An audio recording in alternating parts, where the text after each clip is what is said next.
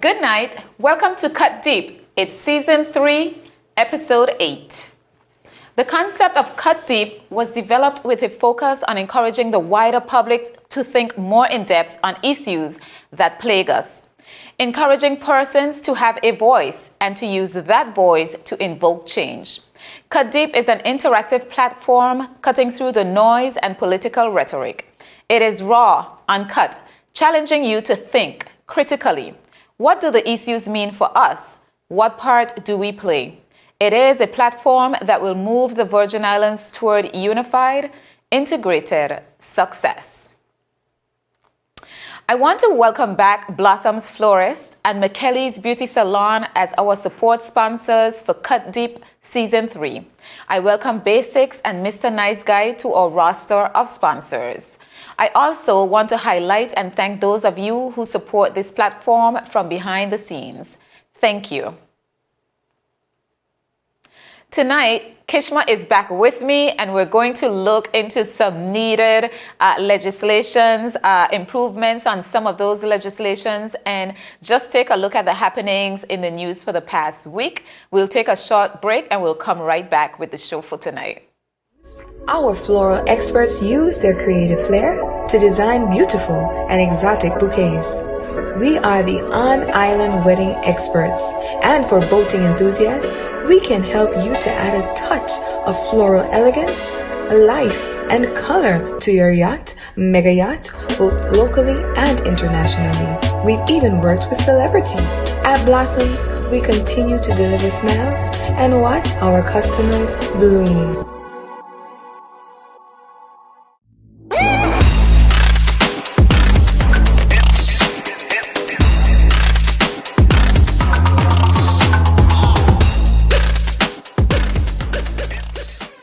Is business slow, cash flow down, hosting an upcoming event? We can help. Advertise with 284 Media and take your business or event to the next level by enhancing your present marketing and messaging strategies. Allow our team of experts to create a personalized ad that sets your business apart from all the rest. This could be your business or event. So, what are you waiting for? Contact our marketing team at 284media@cctbvi.com. Advertising with us works. Welcome back. It's Season 3, Episode 8 of Cut Deep. Thank you to our sponsors, Blossom's Florist, McKelly's Basics, and Mr. Nice Guy. I have Kishma hanging out in the studio with me tonight. We're having candid conversation on legislations and issues arising this past week. So here we go. It's going to be free-flowing, and we're just going to go into discussion. Kishma, thank you for being here once again. I'm happy that you're here. I welcome you to this platform always. As much as we can use any platforms to share what is going on in the BVI or share information or, help our country to move forward a bit more, I'm happy to share my platform. So you contacted me. We were talking, and there were some legislations that you were talking to me about that you wanted to bring forward, some changes that. Right. So I'm gonna put it over to you. Segue to me. Put them on the table, and let's just have a talk. Let's go. Okay. Well, to quickly introduce some of the topics, one of them is the tenancy laws of the BVI, which, as you know, is it's really archaic. That gives all the power to the tenants and almost no power to the landlord. I explain by saying that in the absence of a lease, it's almost impossible for a landlord to physically remove someone from a property for non-payment. And even when you go the options of going through the court and physically removing them from the property, you have to secure the person's personal belongings, because the law then gives the tenant the right to come after you for things that they supposedly had in their apartment, and they don't have to necessarily prove that they had these things. All the onus is on you, the landlord, to secure their belongings. So I think I saw this conversation rise up on Facebook on Friday. Yeah. Probably. So, so the first one on the table, we're going to talk about landlord and tenancy. Tenants, right. And so, first thing, we don't have landlord or tenants legislation?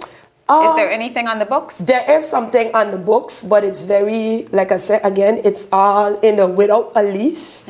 All the power falls in the hands of the tenant and not necessarily the landlord. Because if I'm not mistaken, and I stand to be corrected if I'm wrong, but to my knowledge, after you've served the person the eviction notice and you've gone through the court, right, you, the landlord, can no longer collect rent. And whatever back rent is owed, that's what you can go after. But during the eviction period, because I think that they give you like 90 days, you can add that 90 days to whatever that person owed you in rent. Okay, so I asked some questions. So we do not have that legislation. It's not on the books. I made some inquiry, and so we don't have one. So maybe what the protection for the tenant is somewhere under other legislation that they can use. So we don't have a landlord and tenancy legislation. So we're saying, in other words, one needs to come to the House of Assembly, and I guess we need protection for both sides. But what you're saying right now, based on certain legislations, is that the tenant has more power than the landlord. Which is quite interesting. The information that Kishma has put on the table just now. So let me get it clear what you were saying. Unless you have a lease. Unless you have a lease. I know this from experience, by the way, because I went through this with property that I own with a tenant who was not paying. And when I tried to get the law involved, that's how I found out that the tenants, in fact, do have more rights once there's an absence of a lease. Once there's no lease, almost all the power falls in the hands of the tenants. So once there is no lease, the landlord has no power, really? Almost no power, correct. Okay. And eviction is almost illegal. That's interesting. Right. Okay. So you can't change your locks? You could change your locks, which would of course give you the right to secure the person's things. But when you change your locks, their things have to remain in there until they move them out of your property. If you physically move them out, you have to secure them. You must secure them. So there are a few things that I'm understanding from you. Right. Not only can I not evict the person, well, I can give them written notice. Right. If they're unable to find a place, then they stay. Correct. If I really need them out, I have to go to court. You have to go to court. So I cannot remove anybody's things without securing them. Yes. So there is more costs. So there's no possible way then that. So you're saying to me, the law can step in, even if they had to come and be the observer of you removing the stuff. You are there, the landlord is there, the police is there, the tenant is there. I can't remove their stuff even if they're there to, as a witness that I didn't destroy anything or lose anything. You can endorse this. That's a forcible removal, but again, you would be bounded to secure those things. So you can't. Why? Because if the tenant, as it was explained to me, the tenant can say they have a $20,000. No, I'm saying Fabergé so if they're there, and you have to prove that they didn't have it. No, I'm saying if they are there. Yeah, if they're there. As witness. The police is there. You can remove them. You're there. Right. I can remove you. You can remove Why do them. I have to secure your stuff if you're there? You still have to secure it because if they have no place to put it, you are still on the hook for removing those things. But that's not my problem. I totally agree, which is why the law makes, or rather, the lack of a law or the lack of clear legislation puts the landlord at a disadvantage. This is the reason people have ran into this problem. Before, when we had good solvent tenants, we didn't really need to have to worry about leases, but people are now aware of some of this stuff, and so they have abused the system, and which is why now most new property owners have leases, because if you write it into your lease and say non-payment, you agree to that. That's a contract that's honorable by the court. So then it's different than, but once in the absence of a lease, the tenant have all the rights, all.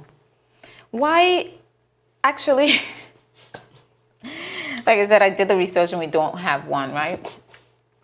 as a society that should be progressive, why would legislations like these not be priority to come to the House of Assembly? What would be your best My best thought? my best Your thought best and guess. my best thought and my best guess, to be honest with you, with legislation like this, is that, like with everything, things that are of paramount priority to the BVI often doesn't get dealt with. And for the simple fact that sometimes even writing these laws will eventually upset the apple cart for some of the same legislators. So they tend not to care, and they tend not, that's my opinion, at least from what I can see. It seems that there's no urgency, like there's not enough of a cry amongst the people. And even when there is an urgency, they still move like turtles, they move at their pace.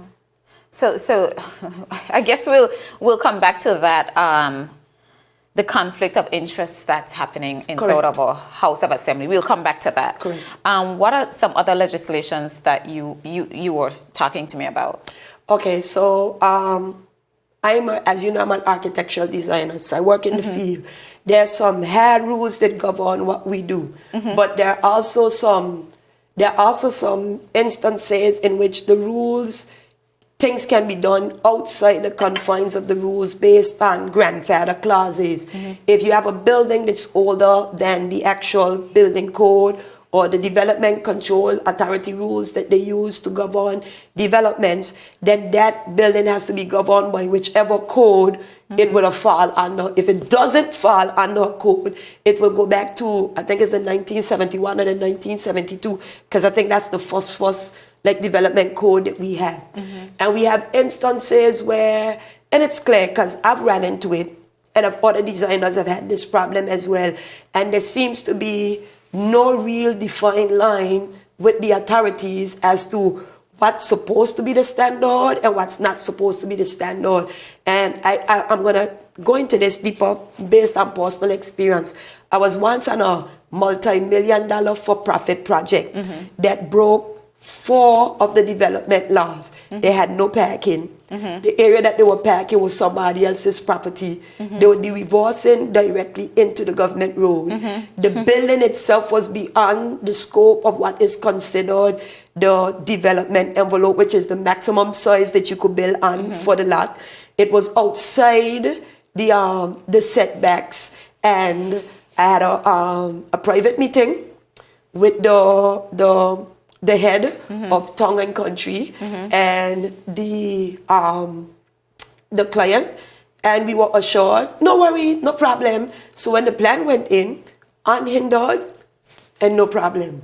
And so then I tried to do the same thing 2 years later with even less infringements. So I was actually only breaking 1 law, and technically not even breaking it. I was doing the exact same thing that I did with the first one, and they measured me by the ruler. Like, you can't do this because now that client now was not as prominent as the first client.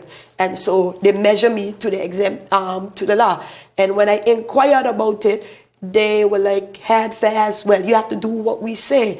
And then I drive around town in other instances, and I keep seeing developments, old and new, that are breaking the law and breaking the confines of the law, and they are legal because they went through tongue and country planning, they have building permits, and they were stamped and everything like that.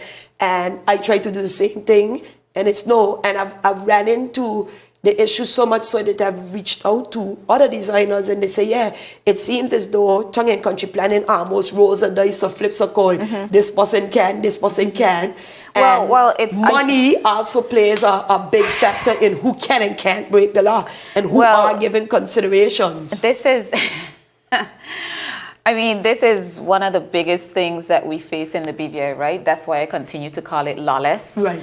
If there is a law for me, like if it's upheld for me and it's not upheld here, then we're lawless. Correct. We could just throw the laws off the books, right? Correct. What you're talking about is a huge problem that the BVI is facing. And not only is it in the town area, I mean, you could understand in terms of town. However, there still should be adequate parking wherever. But even in the outer districts, right, residential areas, homes are built. Right. And not only do they not have any parking at all, they park on the government road. Correct. Okay, and it's something that it raises up my hair because double roads are turned into single roads. Right. Lines of cars are parked. Wherever people can park, they park. They use the entire bit of their land to build these monstrosities, and there is no parking. Correct. I would hate to build a beautiful house and I have to park on the road. Are you kidding me?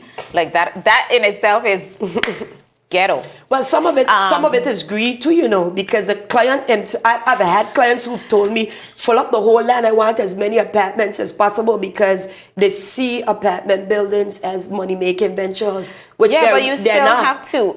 And then, and I saw my dad went through it. Lots of homes around him were building, no parking. He had plenty of parking on his thing, and they told him he couldn't go up. Well, he went up anyway because he had his space. But the selective enforcement is not working. No, it's not working. Are you saying that our legislations in terms of building needs to be upgraded, or is it more enforcement? I think it needs to be fair across the board in terms of in every country there is the code, and then there are things that sometimes supersede the code. Like I said, the grandfather clause. If the building is older than a particular code, then you have to look at the circumstances around them.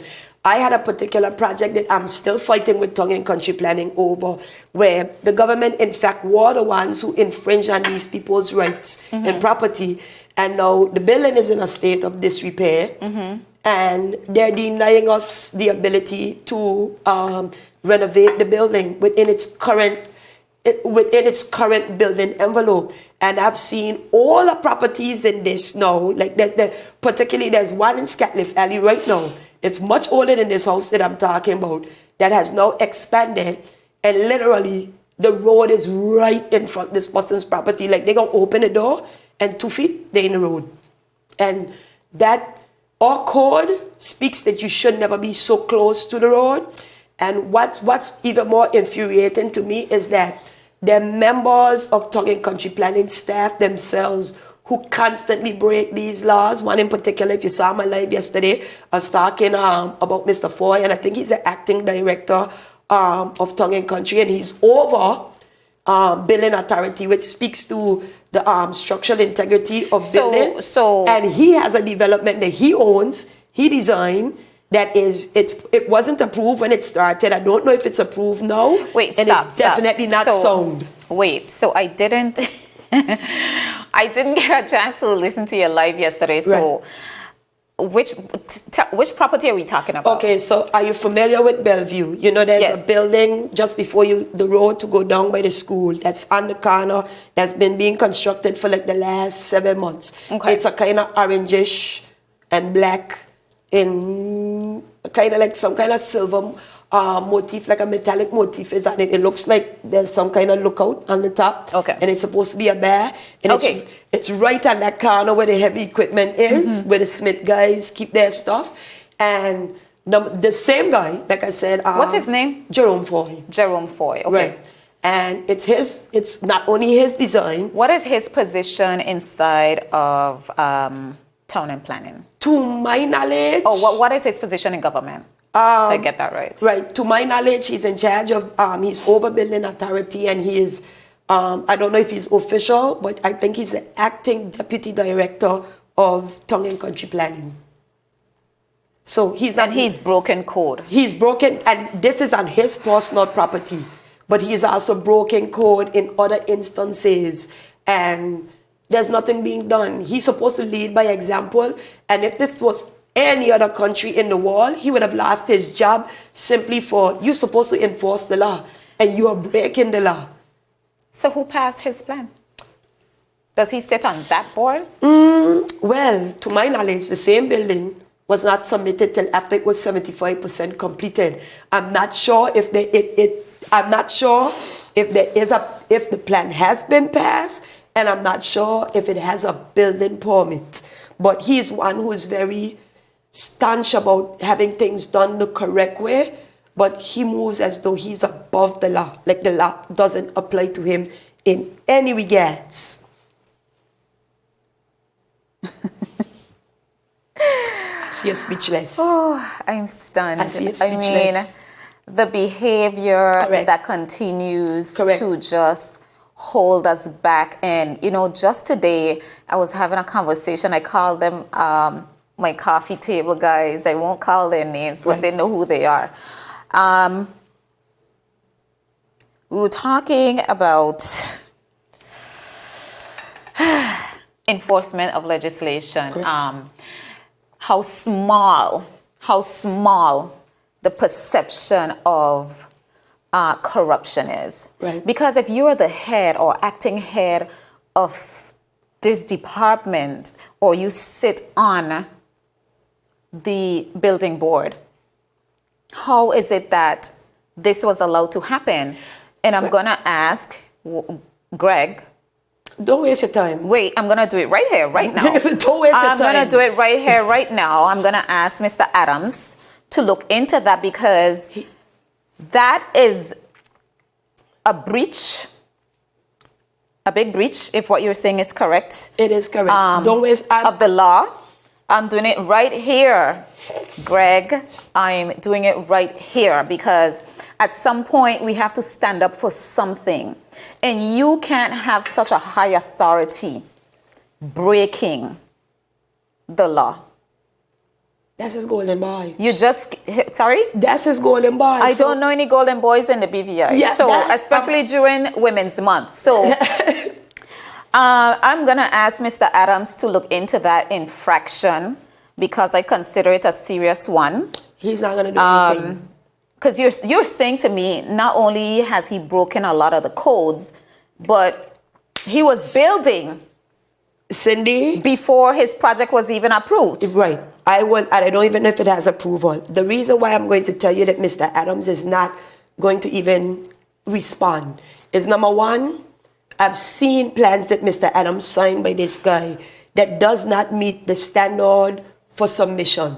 Because when you submit a plan, there's a checklist. And if you don't have everything on that checklist, they reject it. They won't even accept it. And I have had more than one plan in my hand from Mr. Foy, stamped and approved from Tongue and Country Planning, missing the basic things that meet their checklist. So for me, I think you just wasted your breath even asking Mr. Adams to speak on it, because... No, he doesn't need to speak on it. What he needs to do is look into it and address it. No, he's not going to. And He's going to defend that guy. He's not going to. This is where, well, if the laws are broken, he can't defend him.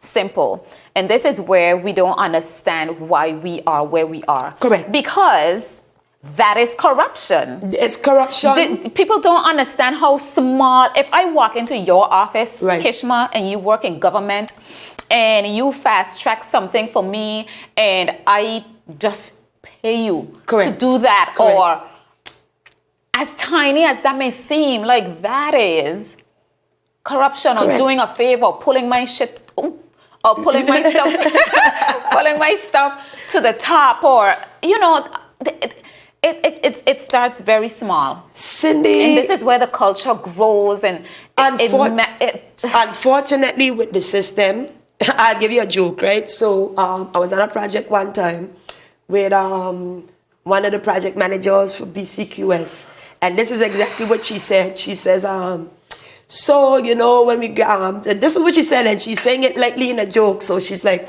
so when we bring in a container, it have to have on it 1 or 2 pounds of weed for the custom and them. And so it's almost like people in construction have already accepted the fact that you have to grease the wheels to get certain things done and move certain things. So here you have an international project management firm. One of their project managers saying, yeah, man, just, we know where to go. The container going to come in with a little thing, and customs going to do what they need to do and turn over the rest to us. It's the whole entire system, as I keep saying, is corrupt. Well, Kishma, And the service needs, the entire civil service in most instances needs to be revamped. And you can't necessarily put all the blame on tongue and country, because my cousin who used to work there left, which is Mava Titley. She left specifically because she was always being strong and by the legislators. So when she would hold people by the law, the legislators then would run to their friends, and then she would get a phone call telling her, please, approve this. And so she left. And the heads of tongue and country planning have pretty much been in that position for as long. I've been drawing for almost 20 years. And it's been the same thing from Mr. Potter come right down. And in certain instances, they only remove themselves from power in one regard because Mr. Potter resigned. But then he became the head of the board. So it's like it's the same people with the same corruption going on, with the same favoritism, and nothing changes. So yeah, it's. I don't think people understand when they hear corruption, they only think about money missing.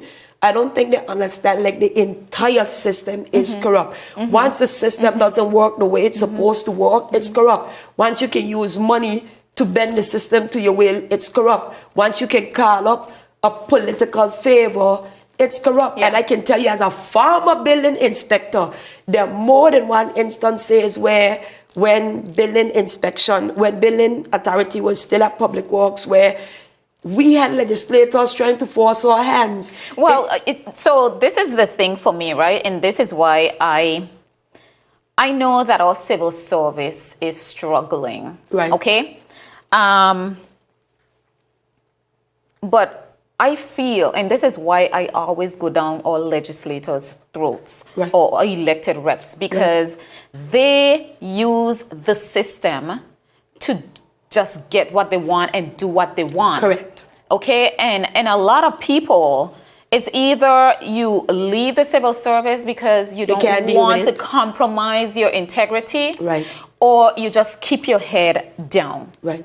Okay? You keep your head down. But the legislators, I don't care what nobody tell me, they are a very big problem. Yeah, they are. A very big problem. Okay? I keep saying that our systems just need to be left alone and work. Right. Okay? You don't need to call anybody to tell them which trade license to approve or how long to hold on to a trade license or put this person on the bottom of the list or list goes over to the premier's office to scratch off people applying for jobs inside of any of the thing. That is nonsense. Well, Cindy, I'm going to use myself as an example. There was a situation early on in my career where there was some improprieties between one of our drawings and a gentleman who was hired by the private sector to produce similar drawings. And upon reviewing their drawings, because generally when a job is outsourced by government, Public Works tends to review the drawings to make sure everything is done. So upon reviewing their drawings, we realized that their drawings were identical to our drawings sans the actual railing design. And then when we reported it, a case eventually ensued, and a couple persons did lose their job, and people had to answer for the impropriety. However, this is what happened. I only helped prepare the report that was part of the witness, like the what they call it, the evidence. All I did was prepare the report in terms of the compare and contrast. And after the case, the day the case ended, as in they found the filings, the next day I was in my director's office to collect some files, right? And I overheard a conversation. Now I ain't gonna tell you who legislator it was. No, it's okay. Right? But this is what this legislator said. This person, that person, that person, and myself, because I was part of the situation, you make sure that they never sit comfortably. And from that phone call, for maybe about 12 years, I was not given an increment in the system. I was blacklisted. And so it didn't matter how much, how good my evaluations were. It didn't matter what I did. It didn't matter what it was so much, I was so much more behind my other co-workers who came in the system after me, that the day a HR manager actually pulled my file when I complained, and she corrected it because I was telling her that, you know, these people are getting paid more money than me. And she said, but you are here longer. Even because you know how government system works. Your time, even if you're not an effective employee, counts for you being able to be, you know, compensated.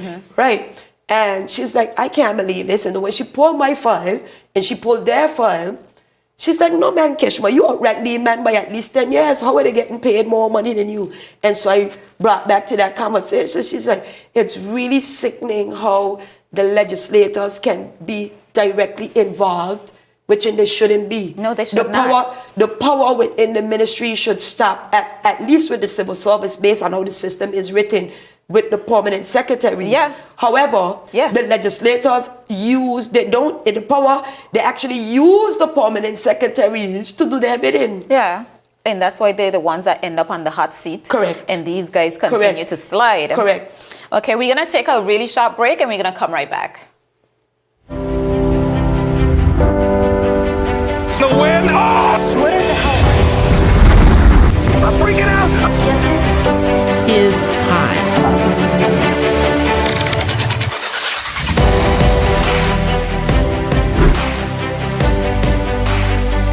284 Music. Coming to you live and direct from the beautiful British Virgin Islands. What's poppin', what's really good, what's happening, what's up? Davis has won it for the Lakers!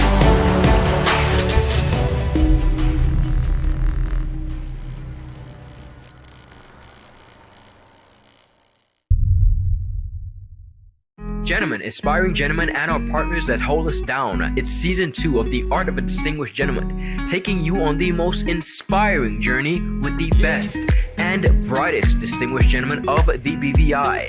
Raw, real-life lessons that translate to grounded, community-minded, well-rounded men like you've never seen them before. Governor Augustus J.U. Jaspert, Jovan Klein, Neil Klein, and so much more. Turning modern-day men into 21st century distinguished gentlemen with yours truly, Ron Grant, a 284 Media production. Welcome back. It's season 3, episode 8 of Cut Deep. Thank you to our sponsors, Blossoms Florist, McKelly's Basics, and Mr. Nice Guy. I have Kishma hanging out in the studio with me, and we're just gonna continue our conversation. So, Kishma, just staying just there for a moment, I just wanted to ask you, what do you think can be done to improve on our billing legislations? Is there anything that can be done to improve it, or is it really just a problem of enforcement and there's a little bit of it that people being called into check? There's a little bit of it that needs to be tweaked. Like the grandfather clause actually needs some reinforcement in terms of it needs to be written in there so that it doesn't become a question when you're dealing with these older buildings that people are sometimes trying to renovate. So that definitely needs to be looked at.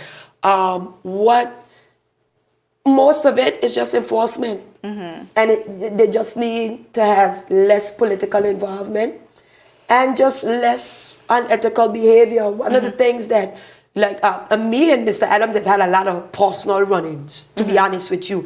We came to blows at one time, almost came to blows at one time, in which we had a heated exchange, and I used some indecent language towards him, he used some indecent language back, and the end result was I went there as a private entity and he came after me in the civil service. He used his influence as being a higher ranking civil servant to come after me.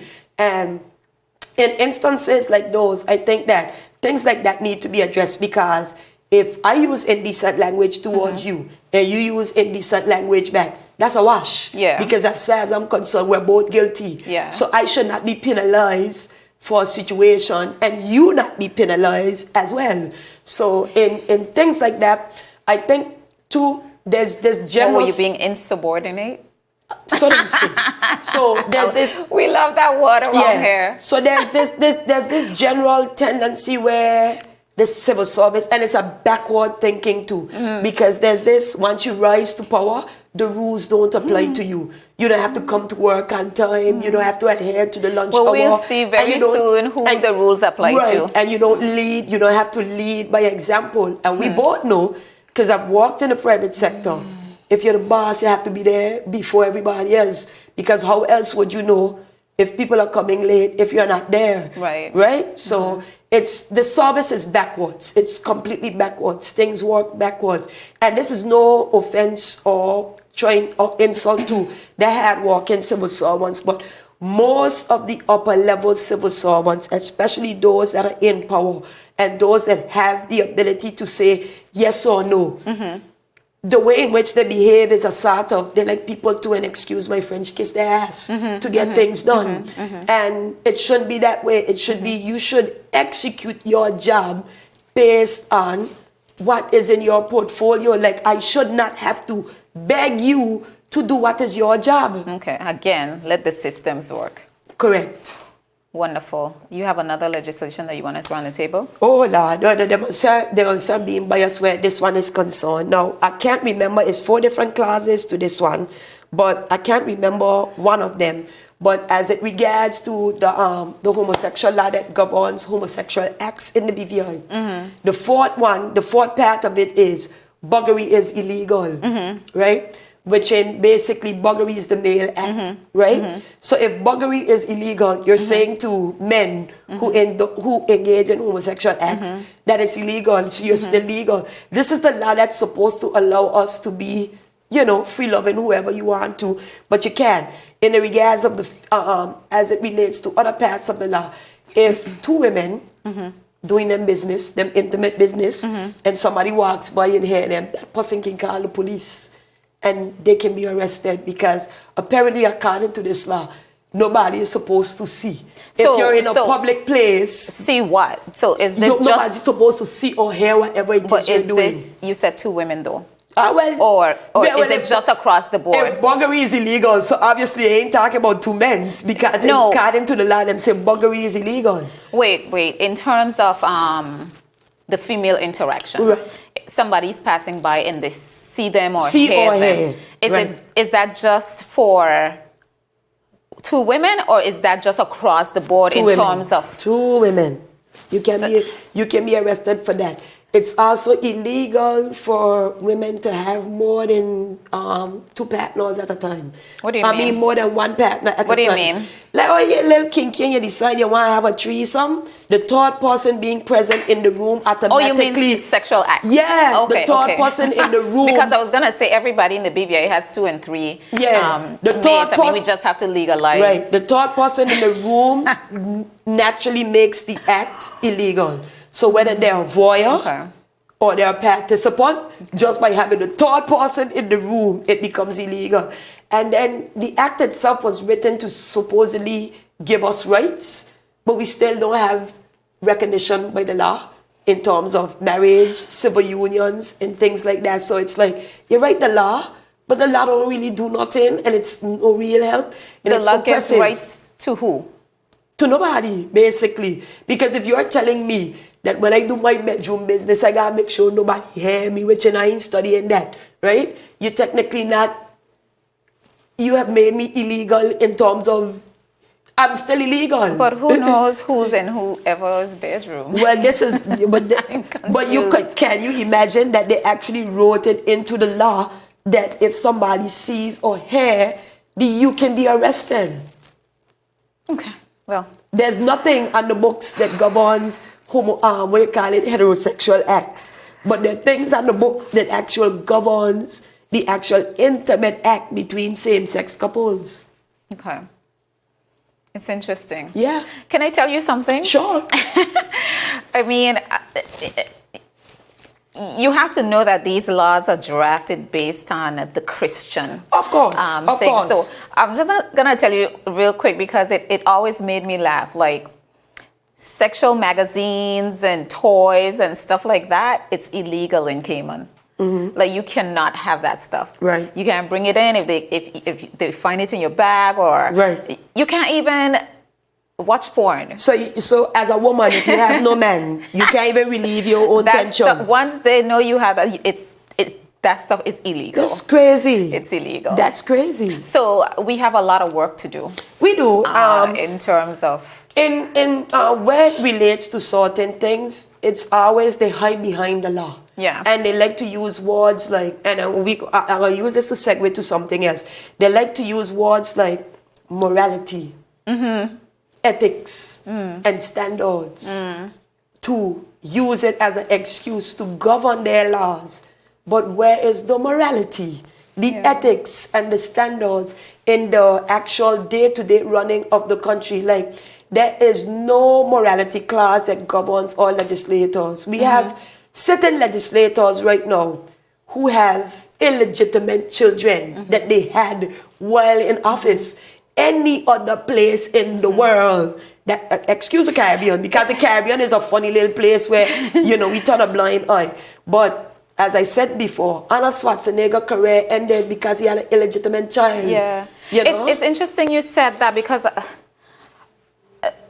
when I moved home, my brother Matty, he said something to me and it always stayed with me. It made a lot of sense, but it always stayed with me. And he said, Cindy, if you take a look around, right, look at the guys in our House of Assembly. Everybody has extramarital affairs. Correct. Just a lot of things that they do is just not, there's no morals, and he was just looking at that and he was like, if they can't lead or control their household, how are they, and you wonder why we're like in this mess. And he said that and it always stayed with me.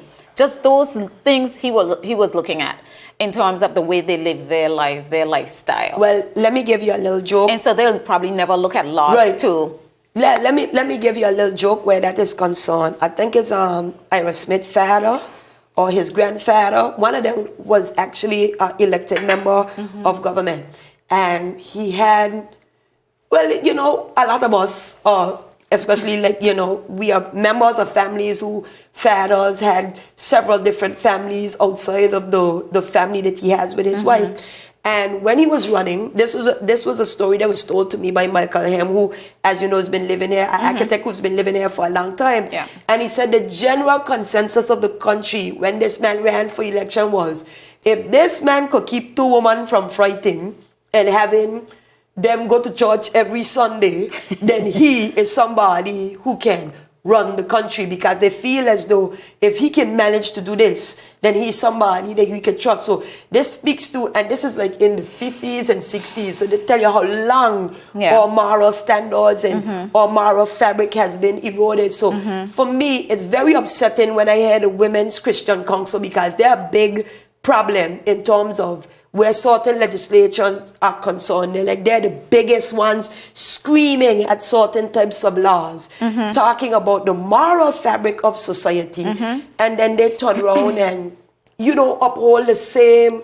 Where's your outrage when your husband is cheating on you? Yeah. Where's your outrage when the pastor is sleeping with women and men in the congregation? Yeah. Where is your outrage when you have your congregants and your expatriate congregants being taken advantage of by the system? So for me, it's like there's no standards. And I said it. I said, if you're an elected official, you have almost the same type of calling as a pastor.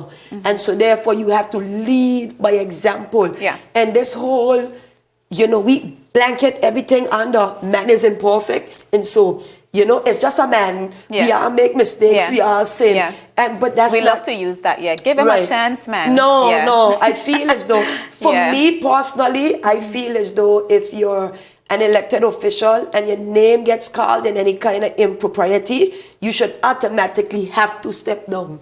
When you are cleared, then you can go back. But as if you are, you're elected official, like you say, so many of them have illegitimate children and, adulterous affairs that are very public. They don't even try to hide it. Yeah, a lot of things that they do that we tolerate. Even the Speaker of the House, when he had that whole rant with all those swear words, when he had the issue with Boss. Correct. In another country, he wouldn't, even in the Caribbean, he would not have woken up in that job. Right. Period. Right.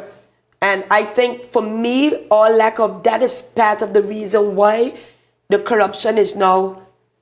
Yeah. It's out of control, and we're here, and everybody's crying about international reputation, but we didn't really care about that. Well, so, we've never cared about our international reputation. You know this. I want to throw a couple things on Of the course. table. We have a few minutes left, and of course, I have to recognize my women for this month for Women's History Month. So I'm going to save some time with that. I just want to talk quickly on a couple of things and get your opinion on it. What is it called? The IRU. This body that, the Virgin Islands Party set up, administration set up so that civil servants can come and talk to them. There was the people who in charge. This have to do with the whistleblowing. No, act, not the whistleblowers. The unit that was set up to go along with the Commission of Inquiry, where they said that basically they set it up to assist the COI, and that basically they wanted civil servants to come and make sure that what they're going to say to the COI doesn't affect, I guess, country secrets. I mean, we don't have any of those, but basically, if you understand what I'm saying. So I found in the paper where the head of the COI asked the Attorney General to correct what was said, because they basically said that it was set up to assist, kind of making it seem like it is a part of. And so he asked her to, I don't know if you were able to see it, he asked her to correct that. And I found that interesting because I talked about it, and the COI, the guy, he had spoken about it before his secretary, like a week before this body came out to the people. And he had said, the secretary had said that no matter what is set up, you can come straight to us. You don't have to go through anybody. And I know that they were aware of that body that was being set up. I want to find the right word to call it.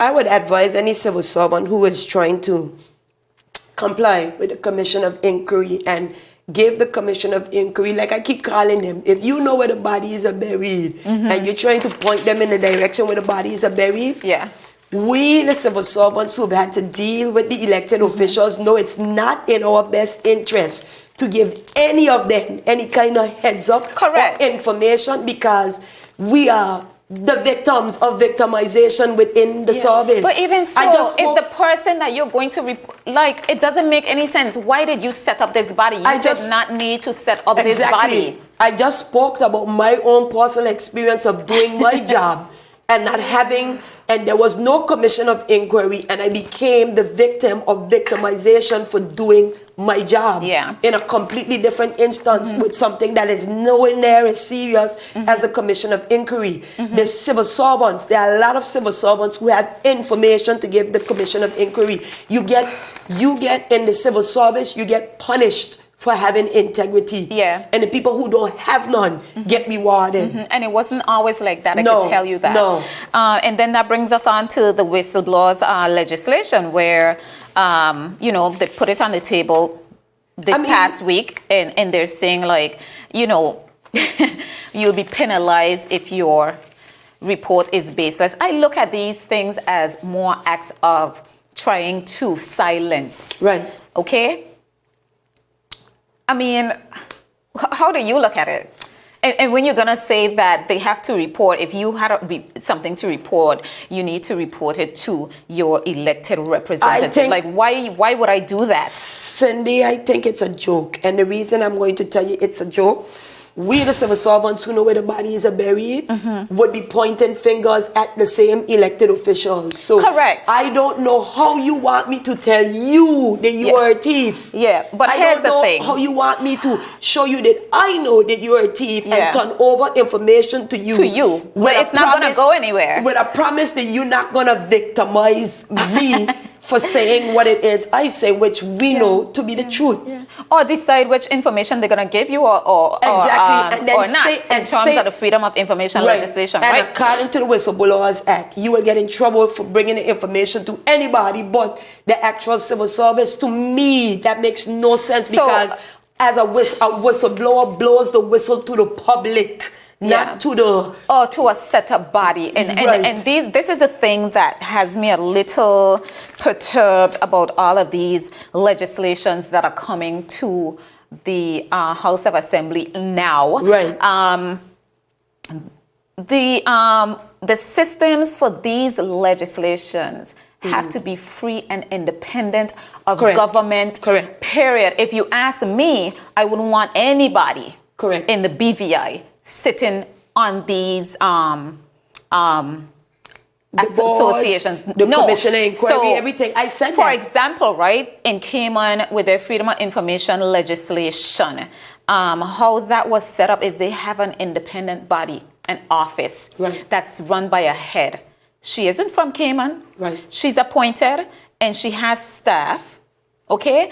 And so when they send in information and they try to skirt around that, they end up in court.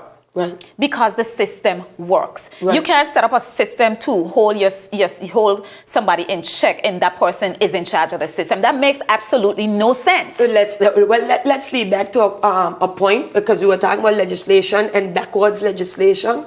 So the civil service, as you know, is governed by the governor.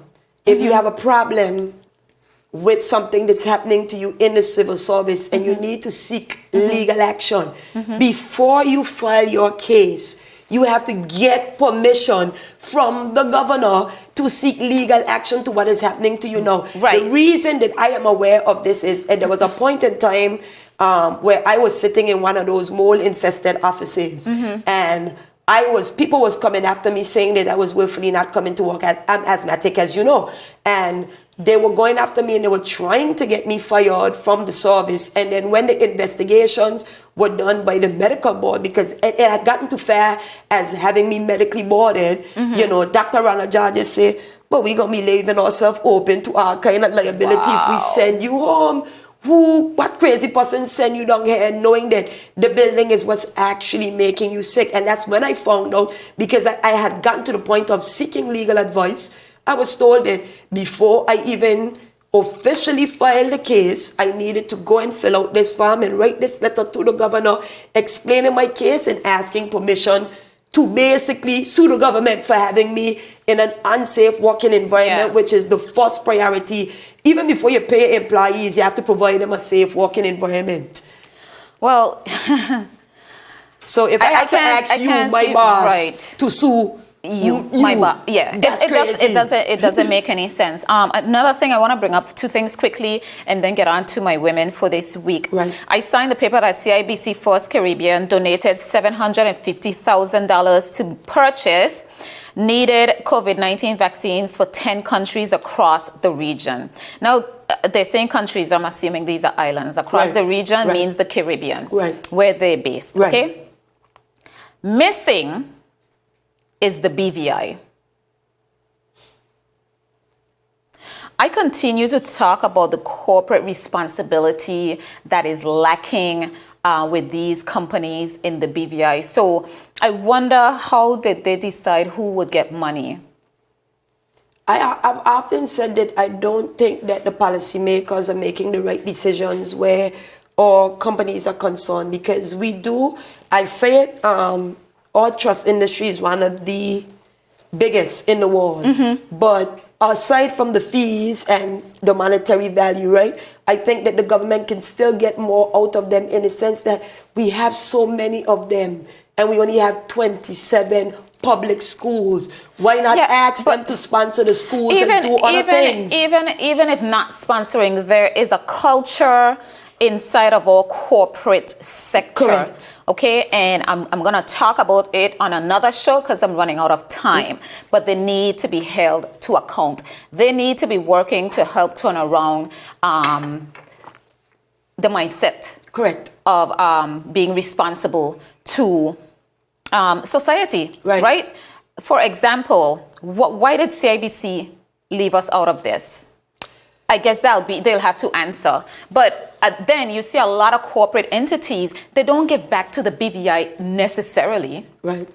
They choose who they're going to give to. And most times they're giving to who look like them.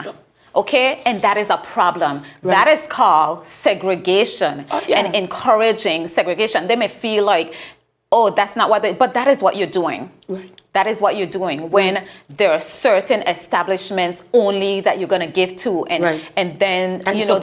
there's all sorts of red tape for, say, another establishment or event or whatever. Right.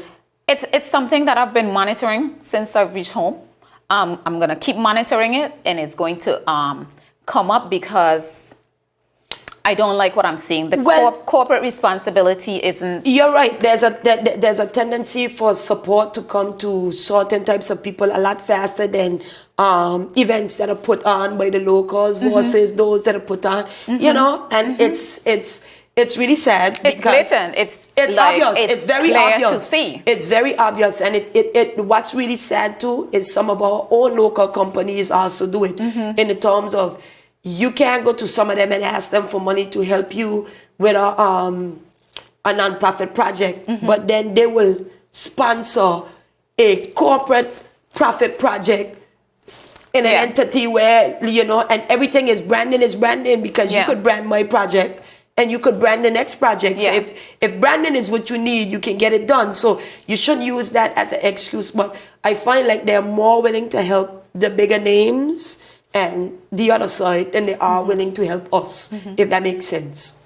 Absolutely. Kishma, thank you for being with me this evening. Our time is running out, so we've got to go. As mentioned last week, we are in the month of March, a month where we celebrate Women's History Month around the world. And yesterday was International Women's Day, a day where women gather, where we get to, you know, just reflect on all that we've done to bring society to where it is, whether it's culturally, just all the work that we've done. We get to celebrate that in one day. At this time, we're doing from Women's History Month. During this month, on each weekly episode of Cut Deep, I will highlight 7 female stalwarts of these beautiful Virgin Islands.